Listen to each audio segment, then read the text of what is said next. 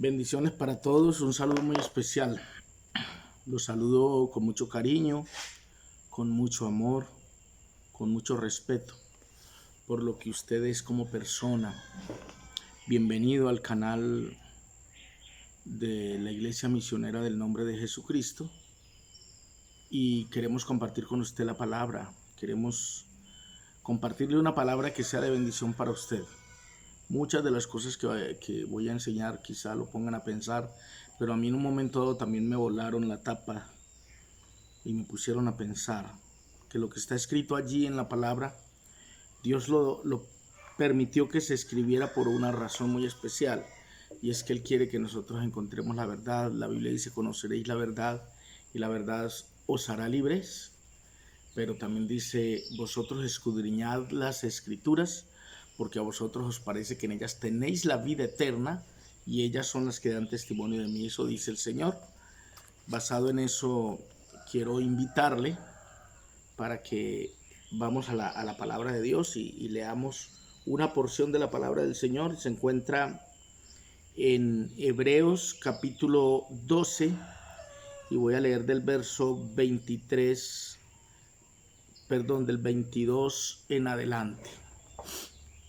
Dice así: sino que os habéis acercado al monte de Sión, a la ciudad del Dios vivo, Jerusalén, la celestial, a la compañía de muchos millares de ángeles, a la congregación de los primogénitos que están inscritos en los cielos, a Dios el juez de todos, a los espíritus de los justos hechos perfectos, a Jesús, el mediador del nuevo pacto, y a la sangre rociada, que habla mejor que la de Abel. Esa sangre es la sangre de Cristo. Mirad que no desechéis al que habla, porque si no escaparon aquellos que desecharon al que los amonestaba en la tierra, mucho menos nosotros, si desechamos al que amonesta desde los cielos, la voz del cual conmovió entonces la tierra, pero ahora ha prometido diciendo: aún una vez, y conmoveré no solamente la tierra, sino también el cielo. Y esta frase, aún una vez, indica la remoción de las cosas movibles como cosas hechas para que queden las inconmovibles. Así que recibiendo nosotros, refiriéndose a la iglesia, así que recibiendo nosotros un reino inconmovible, tengamos gratitud y mediante ella sirvamos a Dios, agradándole con temor y reverencia, porque nuestro Dios es fuego consumidor. Vuelvo y repito el texto. Así que recibiendo nosotros un reino inconmovible, tengamos gratitud y mediante ella sirvamos a Dios, agradándole con temor y reverencia. Bendito el nombre del Señor. Allí encontramos que nos hemos acercado. Si usted lee los pasajes antes, allí está comparando cuando Moisés se acercó a la zarza que ardía y al monte Sinaí, pero ahora refiere que nosotros ya nos hemos acercado no a esos lugares, sino a la sangre rociada, que habla mejor que la de Abel. Se refiere a la sangre de Cristo. Nos hemos acercado al Señor Jesucristo. Y además finaliza con esto, que de parte del Señor hemos recibido, así que recibiendo nosotros un reino inconmovible. El reino del Señor es inconmovible. El reino de Dios, lo que Él recuperó para nosotros, es algo inconmovible. Entonces dice que si recibimos ese reino inconmovible, tengamos gratitud, y mediante ella, es decir, mediante esa gratitud, sirvamos a Dios, agradándole con temor y reverencia. Es la condición en la que le debemos servir a Dios, con temor y reverencia, habiendo recibido un reino. No dice que lo vamos a recibir, dice que habiéndolo recibido. Quiere decir que ya lo recibimos. Ese reino inconmovible nos fue entregado por el Señor, nos fue dado por Él. Ayer les estaba hablando acerca de ese tema. El tema acerca de lo que es el nuevo pacto, el Nuevo Testamento, la importancia del nuevo pacto y lo que nosotros llamamos Nuevo Testamento. porque testamento es algo que se hace cuando un padre le va a heredar a sus hijos algo. Y pacto es un convenio que se hace con alguien, un convenio el cual se debe respetar. Y en este caso estamos hablando del nuevo pacto. Cuando hablamos del nuevo pacto, hablamos del convenio o la alianza que Dios hizo a través de su sangre. Y lo celebró él cuando tomó pan, le dio a sus discípulos y luego tomó la copa o el vino y le dijo: este es mi nuevo pacto en la sangre que por vosotros es derramada. Se celebró allí el nuevo pacto hace cerca de 2000 años y desde entonces la iglesia debería estar caminando bajo ese nuevo pacto. No bajo el antiguo, sino bajo el nuevo. ¿Por qué? Porque les sigo leyendo. Ayer les leí hasta Hebreos 8:6. Les leí Hebreos 7:22, donde dice que es un mejor pacto. Ahora les leo el 8:6. Hebreos 8:6, que dice de la siguiente manera: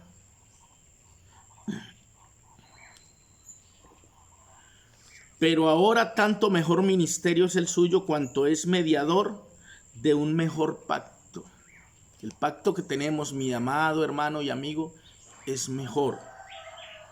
Este pacto fue establecido sobre mejores promesas. Estoy leyendo Hebreos 8, el verso 6. Este mejor pacto está establecido sobre mejores promesas. Es decir, que Dios reservó lo mejor para su iglesia, para su pueblo, para usted y para mí. Y el verso 7 dice: porque si aquel primero, y está hablando del pacto, hubiera sido sin defecto, ciertamente no se hubiera procurado lugar para el segundo. El segundo es el pacto en el que estamos. Y dice: porque reprendiéndolos dice: he aquí vienen días, dice el Señor, en que estableceré con la casa de Israel y con la casa de Judá un nuevo pacto. Dice: no como el pacto que hice con ellos. Recuerde, esta palabra también la encuentra en Jeremías 31:31 en adelante, donde se profetiza ese pacto. En Mateo 26 se celebra ese pacto, lo celebra el Señor Jesucristo. Y aquí en Hebreos 8 lo recuerda el escritor de los Hebreos. También lo recuerda en 1 Corintios 3, del 6 en adelante, lo recuerda Pablo, escribiendo a la iglesia de Corinto, donde dice que el cual nos hizo ministros competentes de un nuevo pacto, no de la letra, pero sí del espíritu, porque la letra mata, pero el espíritu vivifica. Bien, hermanos, entonces hablando de ese tema que no muchos manejan, que no a mucha gente le gusta conocer, que no muchas personas enseñan, no sé por qué. Ojalá sea porque no lo han encontrado y no sea porque lo estén ocultando. Dios guarde, que un predicador debe ser sincero y predicar la verdad. Pero la iglesia debe conocer esto, hermano. La iglesia debe conocer esto con urgencia. Los apóstoles lo enseñaron. Es la enseñanza apostólica del apóstol que es el apóstol a los gentiles, llamado el apóstol Pablo.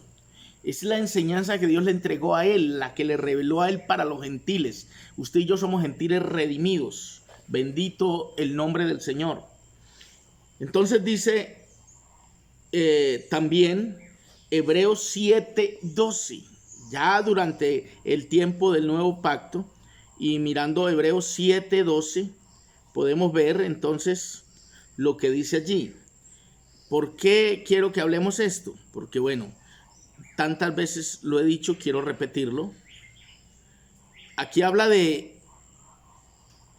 voy a leerle desde el 11. Si pues la perfección fuera por el sacerdocio levítico, ahora está hablando del sacerdocio, y está mencionando el sacerdocio levítico, que es el sacerdocio que se desarrolló en el antiguo pacto, bajo el trabajo de Moisés, sus hijos, etcétera, y se estableció el sacerdocio levítico, que es bajo el cual se rige el Antiguo Testamento. Dice: si pues la perfección fuera por el sacerdocio levítico, porque bajo él recibió el pueblo la ley, ¿qué necesidad habría aún de que se levantase otro sacerdote según el orden de Melquisedec y que no fuese llamado según el orden de Aarón? Hace la pregunta. ¿Qué necesidad habría de otro sacerdocio? Verso 12. Porque cambiado el sacerdocio, necesario es que haya también cambio de ley. Escuche esto. Cambiado el sacerdocio, necesario es que haya cambio de ley. Lo cual quiere decir, usted sabe que el sacerdocio fue cambiado. Cristo heredó el sacerdocio según el orden de Melquisedec. Quiere decir que queda a un lado el sacerdocio levítico y comienza otro sacerdocio. Eso es para el nuevo pacto. En el nuevo pacto hay otro sacerdocio. Pero ojo, dice aquí, porque cambiado el sacerdocio, necesario es que haya también cambio de ley. Quiere decir que la ley también fue cambiada. Se necesita uno estar muy ciego para no ver esto que está escrito ahí. Dice, es necesario que haya también cambio de ley. Y aquel de quien se dice esto es de otra tribu, hablando de Cristo, de la cual nadie sirvió al altar. Porque manifiesto es que nuestro Señor vino de la tribu de Judá, de la cual nada habló Moisés tocante al sacerdocio. Y esto es aún más manifiesto si a semejanza de Melquisedec se levanta un sacerdote distinto, no constituido conforme a la ley del mandamiento acerca de la descendencia, sino según el poder de una vida indestructible, hablando de Cristo. Pues se da testimonio de él, se le dice, tú eres sacerdote para siempre, según el orden de Melquisedec. Y mire lo que dice el verso 18. Queda pues abrogado el mandamiento anterior a causa de su debilidad e ineficacia. Queda pues abrogado el mandamiento anterior a causa de su debilidad e ineficacia. ¿A qué mandamiento se refiere? Perdóneme, pero se está refiriendo al antiguo pacto. Queda abrogado el mandamiento anterior a causa de su debilidad e ineficacia. Leamos el contexto para no hacer de esto un pretexto. El contexto es el texto siguiente. Pues nada perfeccionó la ley.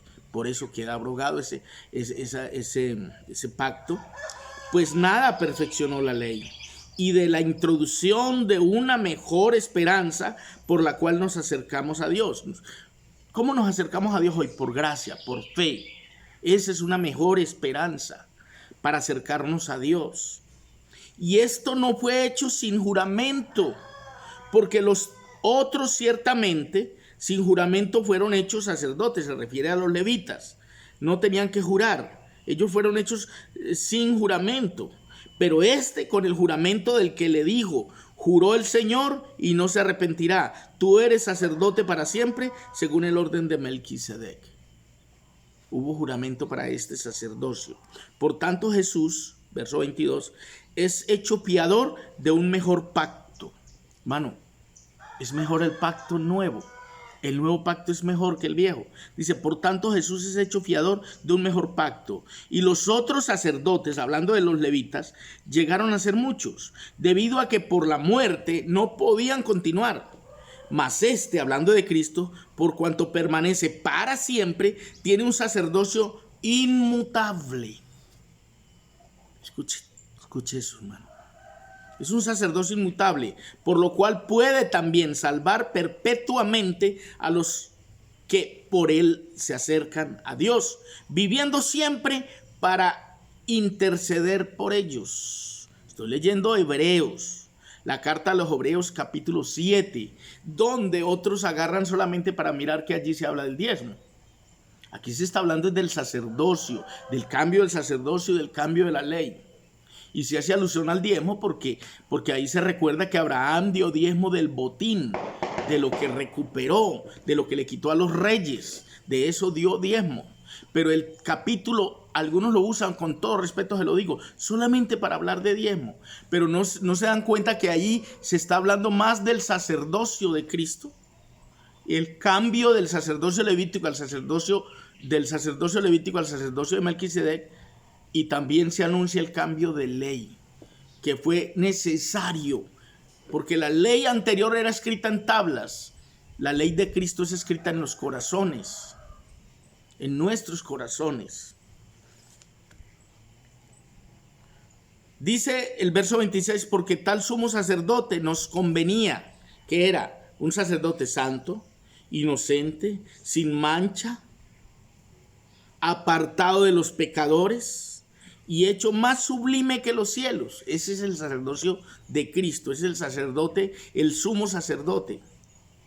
Dice que no tiene necesidad cada día, como aquellos sumos sacerdotes levíticos, de ofrecer primero sacrificio por sus propios pecados y luego por los del pueblo, porque esto lo hizo una vez para siempre, ofreciéndose a sí mismo, porque la ley constituye a sumos sacerdotes, a débiles hombres, pero la palabra del juramento posterior a la ley dice que al Hijo hecho perfecto para siempre.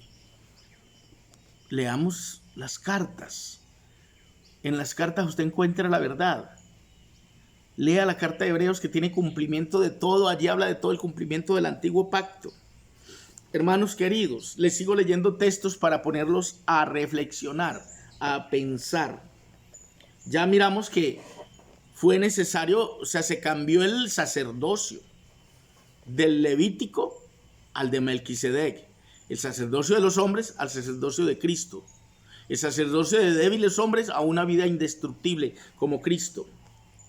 Y voy a decirle la condición en la que debe estar la iglesia actualmente.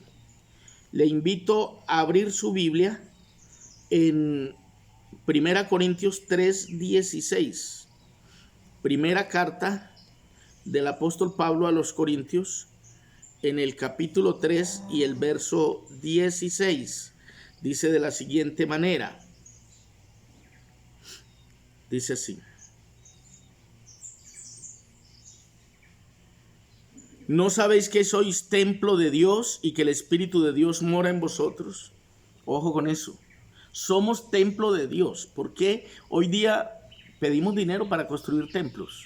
Y la gente cree que está construyendo el templo de Dios. Sí, construyamos el templo del Señor. Construir el templo del Señor, señores. Esas cosas de cemento, esas cosas donde se mete plata de los hermanos, eso no es el templo del Señor.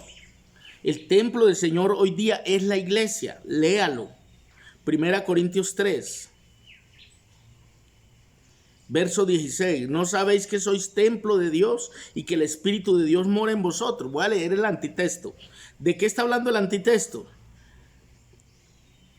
Aquí habla de que nadie puede poner otro fundamento que el que ya está puesto. ¿Sí? Pablo está hablando de eso. Se lo voy a leer.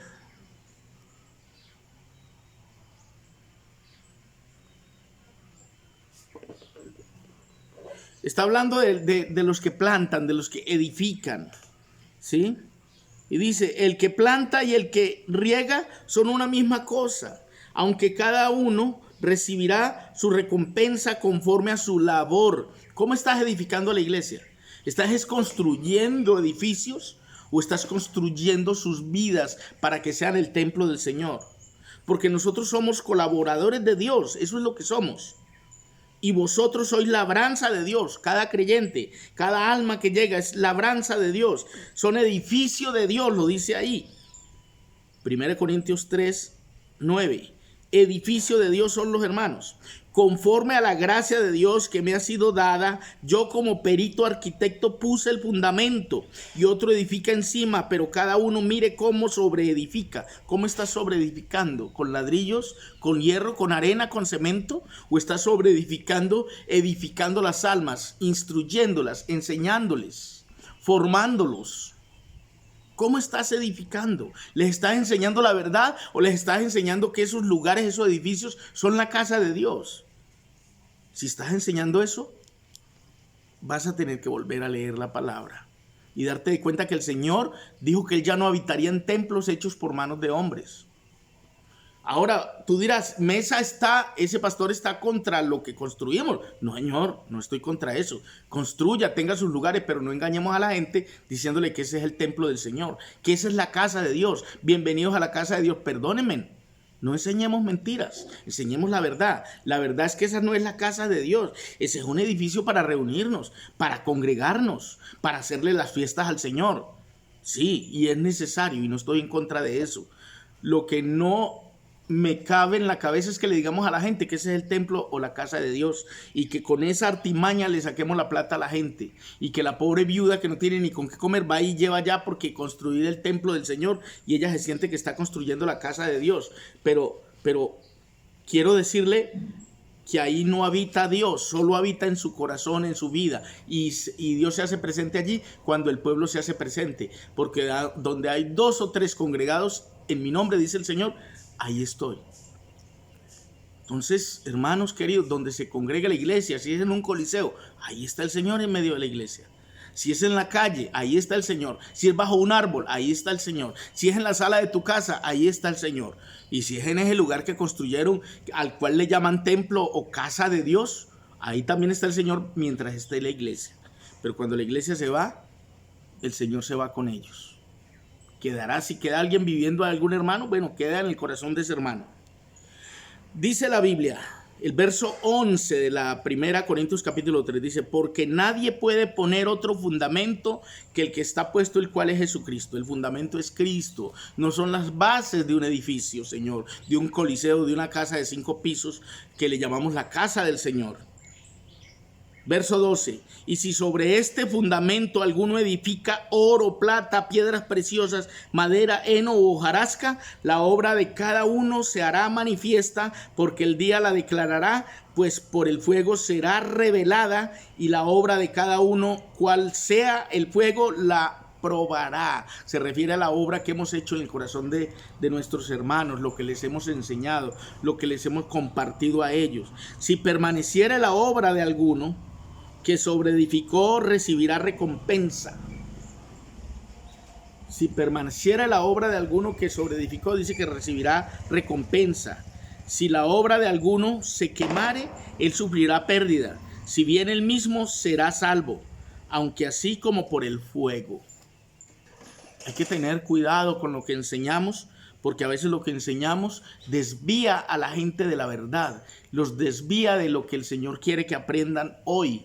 La enseñanza apostólica es más que simplemente cantar, orar y ayunar. La enseñanza apostólica tiene que ver con las enseñanzas plasmadas en las Santas Escrituras por los apóstoles del Señor, que hablaron siendo inspirados por el Espíritu Santo. Dice la Biblia, el verso 16, 1 Corintios 3:16, ¿no sabéis que sois templo de Dios? Y que el Espíritu de Dios mora en vosotros. ¿Quién es el templo entonces? Somos nosotros. Eso lo dice ahí, 1 Corintios 3:16. ¿No sabéis que sois templo de Dios y que el Espíritu de Dios mora en vosotros? Si alguno destruyera el templo de Dios, Dios le destruirá a él, porque el templo de Dios, el cual sois vosotros, ese es el templo. Santo es. Mira lo que dice el verso 18. Nadie se engañe a sí mismo. Si alguno entre vosotros se cree sabio en este siglo, hágase ignorante para que llegue a ser sabio. Hay gente que en medio de su sabiduría hablan una cantidad de cosas. Hermano, hemos aprendido una jerga con la cual venimos.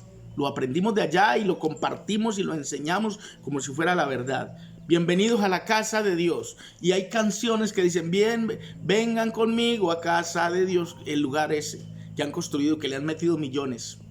Mientras hay gente en la iglesia que necesita ayuda, pero se le saca el dinero a la gente para construir edificios inmensos, edificios que obviamente se van a quedar aquí cuando el Señor levante su pueblo, cuando el Señor levante su iglesia.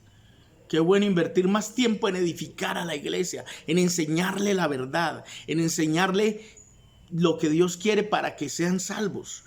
Como dice la Biblia en Efesios 4, el verso 11, que Él mismo constituyó a unos apóstoles, a otros profetas, a otros evangelistas, pastores y maestros, a fin de perfeccionar a los santos para la obra del ministerio, hasta que todos lleguemos al conocimiento del Hijo de Dios, a un varón perfecto, a la medida, la estatura, la plenitud de Cristo. Eso es lo que el Señor quiere, que nos edifiquemos de esa manera, que crezcamos en el conocimiento de Dios, que crezcamos en saber más acerca de las Escrituras y nos preparemos para enseñar a otros, para enseñar esa palabra.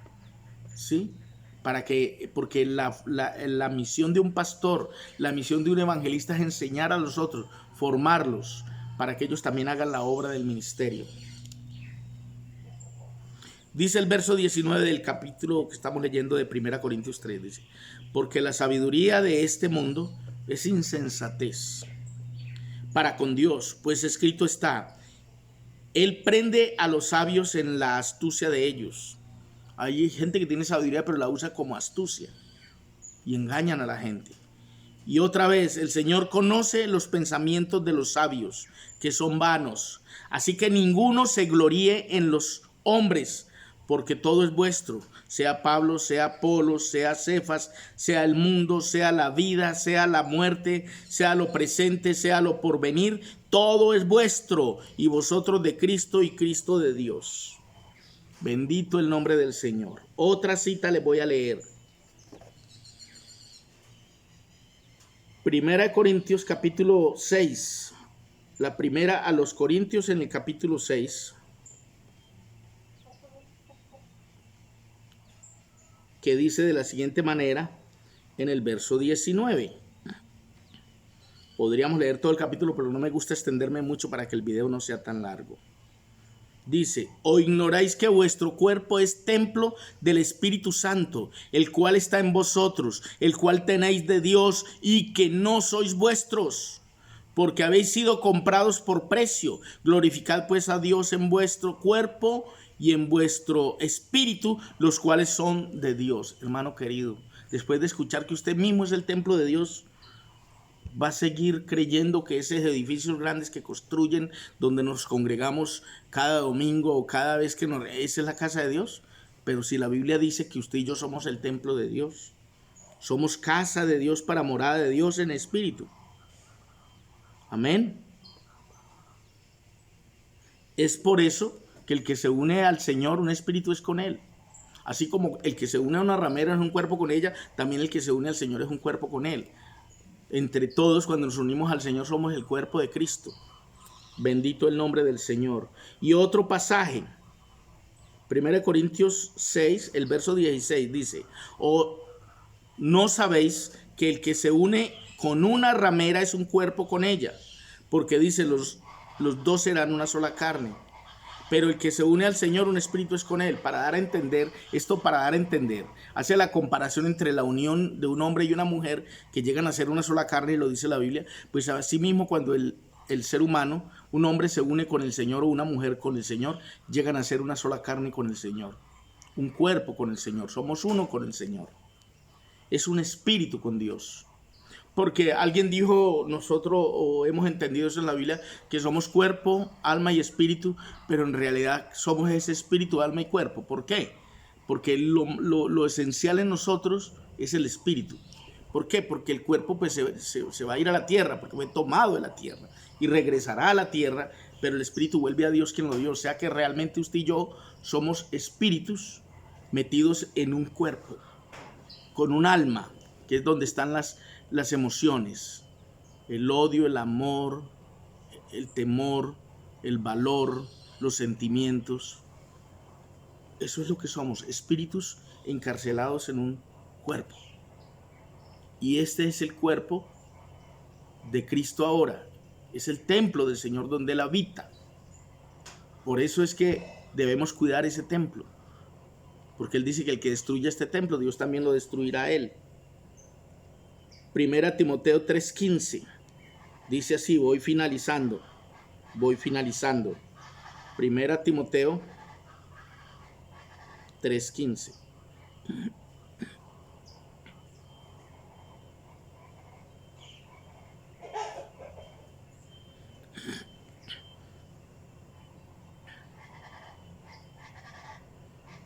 Le dice Pablo a Timoteo. Le dice, para que si tardo, sepas cómo debes conducirte en la casa de Dios, que es la iglesia del Dios viviente. La casa de Dios es la iglesia del Dios viviente, no el techo, no el edificio. La iglesia es la gente, esa es la casa de Dios. Y ahí es donde cada ministro, cada hombre de Dios debe aprender a conducirse allí. Bendito el nombre del Señor. Otro pasaje Efesios 2, 20 y 21. Dice: edificados sobre el fundamento de apóstoles y profetas, siendo la principal piedra del ángulo Jesucristo mismo. Efesios 2:20 entonces nos muestra que nos debemos edificar en el fundamento de apóstoles y profetas, siendo la principal piedra del ángulo Jesucristo mismo. Y dice el verso 21, en quien todo el edificio, por eso debemos edificarnos en Él es el fundamento. Dice que en Él, en quien todo el edificio, bien coordinado,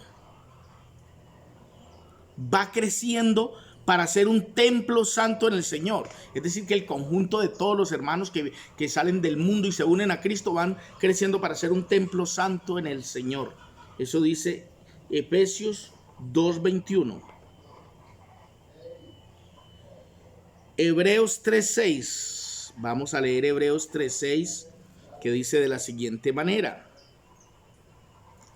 Hebreos 3:6 habla de la casa de Dios, menciona a Moisés, voy a leer desde el verso 5, dice: y Moisés a la verdad fue fiel en toda la casa de Dios, como siervo, para testimonio de lo que se iba a decir. En el tiempo antiguo construyeron una casa para que el Señor habitara. En ese tiempo no habitaba dentro del corazón del ser humano. Dice, pero en este tiempo ya estamos en el tiempo del nuevo pacto, el tiempo del espíritu, no de la letra. Dice, pero Cristo como hijo sobre su casa, la cual casa somos nosotros. Escuche, pero Cristo como hijo sobre su casa, la cual casa somos nosotros, si retenemos firme hasta el fin la confianza y el gloriarnos en la esperanza. ¿Cuál esperanza? La Biblia dice que nuestra esperanza es Cristo. Sí, es Cristo nuestra esperanza de gloria. Amado hermano y amigo, puedo seguirle hablando de este tema. Voy a cerrar por aquí, no quiero que el video se extienda mucho. Pero nos queda claro que somos la casa de Dios, que somos el templo de Dios, que estamos viviendo bajo el nuevo pacto, que debemos migrar de la ley a la gracia, debemos migrar del antiguo pacto al nuevo pacto y vivir bajo los preceptos del nuevo pacto, porque es un mejor pacto basado sobre mejores promesas. Eso es lo que quiero que entendamos. Lea las citas que yo le he dicho allí, léalas, practíquelas y se dará cuenta que yo no estoy predicándole algo que me inventé, es algo que está escrito por miles de años, por millones de años. Miles de años está escrita la palabra.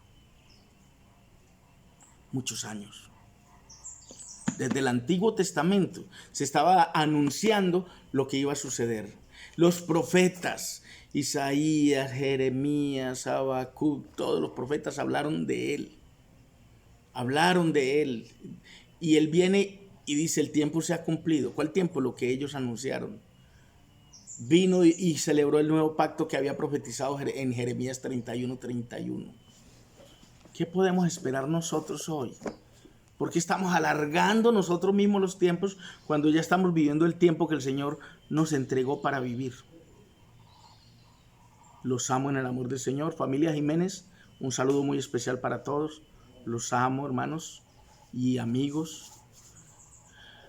Bendiciones para todos. Espero que sean bendecidos a través de la palabra. Los declaro sanos. Invoco palabras de sanidad sobre mi familia, sobre mis hermanos en Cristo, en donde quiera que me vean.